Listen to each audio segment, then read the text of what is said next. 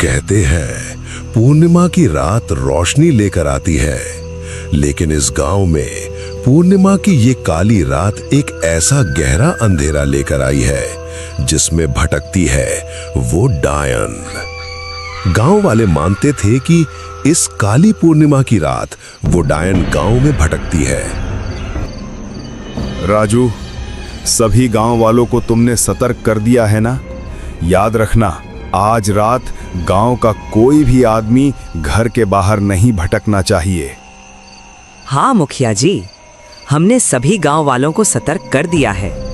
कोई भी आज भूल कर भी अपने घर से बाहर नहीं निकलेगा। आप बेफिक्र रहिए मुखिया जी। वो डायन गांव में आएगी तो जरूर, लेकिन किसी को ले जा नहीं पाएगी। अरे राजू, शायद तुम्हें पता नहीं है, वो डायन लोगों को रात के अंधेरे में अपने छलावे में फंसाती है, और जब तक तुम्हें उसके छलावे का पता चलता है तब तक बहुत देर हो चुकी होती है। इसीलिए गांव वालों को सतर्क करना बहुत जरूरी है। ठीक है मुखिया जी, हम गांव वालों को अच्छी तरह से सतर्क कर देंगे कि कोई भी रात में बिल्कुल भी बाहर ना निकले। और सुनो, ये सब रात के 9 बजे से पहले होना चाहिए, क्योंकि 9 बजे के बाद उस डायन की आहट गांव में आने लगती है और गांव में सभी घरों के आगे दीपक जले रहने चाहिए। आप चिंता मत कीजिए मुखिया जी, वो डायन हमारे गांव में ना आए, इसीलिए आज पुजारी जी ने गांव के चारों तरफ एक रेखा खींची है, जिससे वो डायन गांव में नहीं घुस पाएगी। अरे मोहन, वो डायन ऐसे ही किसी गांव का पीछा नहीं छोड़ती है। कहते हैं डायन की आंखों में अगर कोई गांव आ जाए तो वो आसानी से उसका पीछा नहीं छोड़ती है, और मुझे पूरा विश्वास है वो डायन आज गांव में जरूर आएगी। मुखिया के इतना समझाने के बाद राजू और मोहन निकल जाते हैं गांव की ओर। रात की खामोशी और गहरी हो गई थी। मुखिया के चेहरे पर साफ साफ डर झलक रहा था। उसकी बेचैनी ये बता रही थी कि वो डायन गांव में जरूर आएगी। गांव के एक पुराने घर में रवि और दीपक अपनी दादी के साथ बैठे थे। लालटेन की लौ कांप रही थी, जैसे उसे भी किसी अनजानी मौजूदगी का एहसास हो रहा हो। रवि, सभी तरफ के दरवाजे अच्छे से बंद करना। आज की रात हवा भी ठीक नहीं लग रही है। तभी रवि की दादी माँ बोलती है, मैंने अपनी आंखों से देखा है, पूनम की रात जो बाहर मिला वो कभी वापस नहीं आया। दादी, वो कौन ले जाता है? डायन। पूनम की काली रात में वो गांव में घूमती है। उसकी आवाज में माँ जैसी मिठास होती है और चेहरा बिल्कुल आम औरत जैसा ही होता है। पर दादी, लोग पहचानते कैसे नहीं? क्योंकि वो सामने से इंसान ही दिखती है, बल्कि वो इंसानों की तरह ही बात करती है। वो लोगों को अपने चलावे में फंसाती है और फिर वो तुम्हें अपने साथ उस गहरे अंधेरे में ले जाती है, जहाँ से लौटना हर किसी की बस की बात नहीं है। क्या दादी, ये डायन वायन सब कहानी है। आज के जमाने में ये सब कौन मानता है?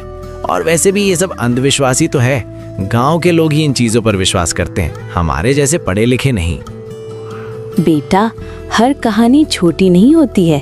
कुछ कहानियाँ आंखों देखी होती हैं, और मैंने अपनी आंखों से गांव के लोगों को गायब होते देखा था। जिसने भी पूर्णिमा की इस काली रात में घर के बाहर कदम रखा, वो गांव वालों को दोबारा नहीं दिखा। अरे दादी, ये भी तो हो सकता है कि वो किसी दूसरी वजह से गांव छोड़ के चले गए हों। जरूरी थोड़ी ना है कि उनको उस डायन नहीं मारा हो। ठीक है बेटा, लेकिन याद रखना, भूल कर भी आज रात अपने कमरे का दरवाजा मत खोलना। चाहे कोई भी तुम्हें मदद के लिए बुलाए, बिल्कुल भी मत जाना। मैं फिर से बोल रही हूँ, कोई भी मदद के लिए बुलाए तो बिल्कुल भी मत जाना। क्या दादी, आप भी हर जगह अपनी कहानियां लेके बैठ जाते हो। मैं जा रहा हूँ अब सोने के लिए। रवि को इन बातों पर विश्वास नहीं था, लेकिन आज रात रवि के साथ कुछ ऐसा होने वाला था जो वो कभी भूल नहीं पाएगा। गांव के पुजारी की चेतावनी के बाद सभी गांव वाले अपने अपने घरों के आगे दीपक जला रहे थे। तभी सुरजीत बोला, काका, आज हवा कुछ ज्यादा ही भारी लग रही है, जैसे गांव सांस रोके बैठा हो। काका ने एक लंबी सांस लेके बोला, जब हवा बिना वजह चलने लगे ना बेटा, समझ लेना कुछ आ रहा होता है। पर काका लोग कह रहे हैं कि आज रात उस डायन का साया फिर से दिखेगा। लोग नहीं कहते हैं, जिन्होंने उसे देखा है वही कहते हैं। और जहां तक मुझे लगता है वो डायन जरूर आएगी। काका सच बताओ, पिछली बार जो आदमी उस रात अपने घर से बाहर निकला था वो फिर लौटा क्यों नहीं? क्योंकि उस रात वो आदमी उस डायन के छलावे में फंस गया था बेटा। और जब तक उसे पता चला कि ये छलावा है तब तक बहुत देर हो चुकी थी। इसीलिए उसके बाद उस आदमी को गांव में कभी नहीं देखा गया। मतलब काका, तो ये बात सच है कि वो डायन पहले सिर्फ आवाज बनकर आती है? शंकर काका ने थोड़ी देर रुककर डरती हुई आवाज में बोला, हाँ, पहले आवाज, फिर पैरों की आहट, और जब सिर्फ सांसें सुनाई दे तब समझ लेना वो बिल्कुल पास है। शंकर काका की ये बात सुन सुरजीत और सुरेश के चेहरे पर अब एक डर छा गया था। तभी हम देखते हैं कि गांव के पुजारी उस रास्ते से गुजर रहे थे। सुरजीत, सुरेश और शंकर, ध्यान से सुनो, क्योंकि आज रात ये बात सिर्फ बात नहीं है, आखिरी चेतावनी है। और सुनो, रात 9 बजे के बाद एक भी दरवाजा नहीं खुलेगा। चाहे अंधेरा चीखे, चाहे हवा तुम्हारा नाम पुकारे, अगर तुम्हारी माँ भी दरवाजे के बाहर खड़ी हो तुम मत खोलना। अगर तुम्हारी पत्नी रोती हुई बुलाए तुम मत जाना। लेकिन क्यों पुजारी जी? अगर हमारी माँ और पत्नी हमें मदद के लिए पुकारें और हम ना जाएं? क्योंकि जो आवाज तुम सुनोगे वो उनकी नहीं होगी, वो उसकी होगी। इतना बोल के गांव का पुजारी वहां से चला जाता है। रात के तकरीबन 9 बजने पर आ गए थे, लेकिन शमा काकी का ढाबा अभी तक खुला था। अरे ओए बबलू, तने के मरने का शौक है के? रात के 9 बजने को आ गए हैं, चल अपने घर के लिए रवाना हो जल्दी। अरे काकी, ये सब पुरानी कहानियां हैं, सिर्फ लोगों को डराने के लिए, और मैं इन चीजों से वैसे भी नहीं डरता हूँ। बबलू, तेरा दिमाग ठीक तो है ना? तुझे पता नहीं है क्या, जब मंगरू उस रात बाहर था तो उसके साथ क्या हुआ था? और तू अब भी ऐसी बातें कर रहा है? अरे काकी, क्या पता मंगरू किसी और वजह से गायब हुआ हो। क्या आपने अपनी आंखों से देखा था क्या? सब झूठ है। अगर वो डायन सच में है तो फिर आज तक मुझे क्यों नहीं दिखी? वो दूसरों को ही क्यों उठा के ले गई? मेरे सामने आके दिखाइए ना। जिस दिन वो डायन सीधा तेरे ऊपर आएगी तभी तुझे समझ आएगा कि दुनिया में कुछ ऐसे राज भी होते हैं जो सिर्फ मौत की खामोशी के साथ खुलते हैं, और तब कोई भी तुम्हें बचाने नहीं पाएगा।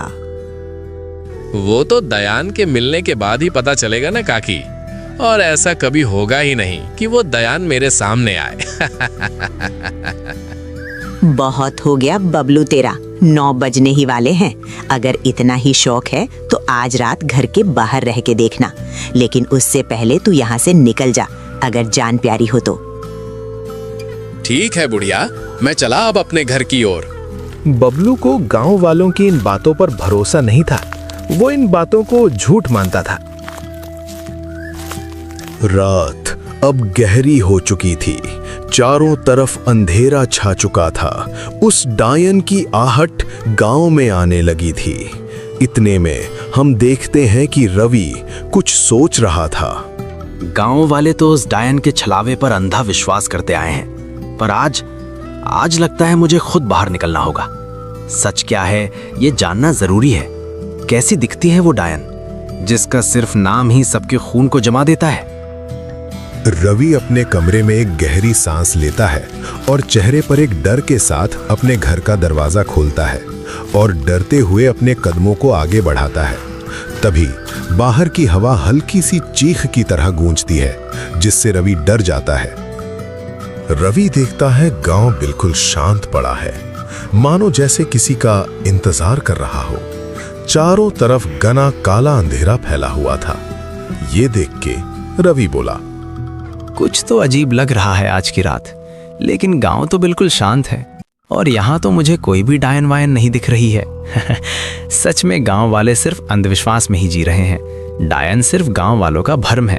अगर डायन सच में होती तो मैं तो बाहर ही खड़ा हूं घर के, अभी तक मुझे क्यों नहीं दिखी? इतने में अचानक से एक ठंडी हवा के साथ एक आवाज रवि के कानों तक आती है। रवि, रवि। इस आवाज को सुन रवि सहम जाता है। उसके हाथ पैर डर के मारे कांपने लगे थे। तभी वो मुड़कर देखता है तो वो पूरी तरह से चौंक जाता है। कौन कौन कौन है वहां पे? कौन खड़ा है वहां पे? सामने आओ।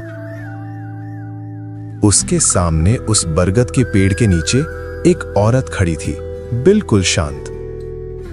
मुझे नहीं पहचाना रवि? ध्यान से देखो, मैं वही हूँ जिसका तुम इंतजार कर रहे थे। अरे ये तो माँ खड़ी है। इतनी रात में माँ यहाँ क्या कर रही है? और माँ तो मुझे घर के बाहर निकलने से मना बोल रही थी और खुद यहाँ बाहर खड़ी है। ये अजीब नहीं है कुछ? रावी धीरे धीरे उसकी माँ की तरफ कदम बढ़ाने लग जाता है, लेकिन उसके मन में बहुत सारे सवाल उठ रहे थे। अरे माँ, तुम यहाँ क्या कर रही हो? तुम तो मुझे कह रही थी कि आज रात घर से बाहर निकलना खतरे से खाली नहीं है, लेकिन तुम तो यहाँ बाहर खड़ी हो।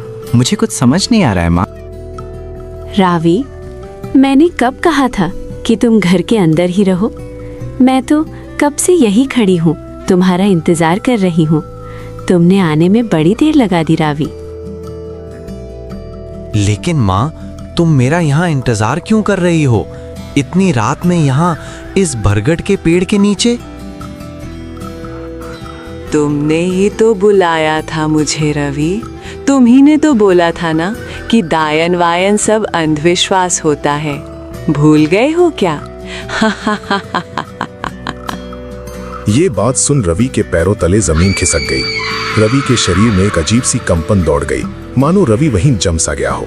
तभी पीछे से एक भारी आवाज रवि को पुकारते हुए बोली, पीछे हटो रवि, वो तुम्हारी माँ नहीं है, बल्कि वो दायन का छलावा है तुम्हें फंसाने के लिए। जल्दी वहां से पीछे हटो। ये आवाज किसी और की नहीं थी, बल्कि गांव के पुजारी की थी। वो अपने हाथ में त्रिशूल लेके खड़े थे। उनकी आंखों में एक अलग तरह का तेज चमक रहा था। तभी हम देखते हैं कि वो औरत अब डायन का रूप ले चुकी थी। मतलब रवि एक छलावे में फंसने वाला था। मैं वापस आऊंगी, मैं वापस जरूर आऊंगी, किसी को नहीं छोड़ूंगी। तुम सब मरोगे, तुम सब मरोगे, मैं वापस जरूर आऊंगी।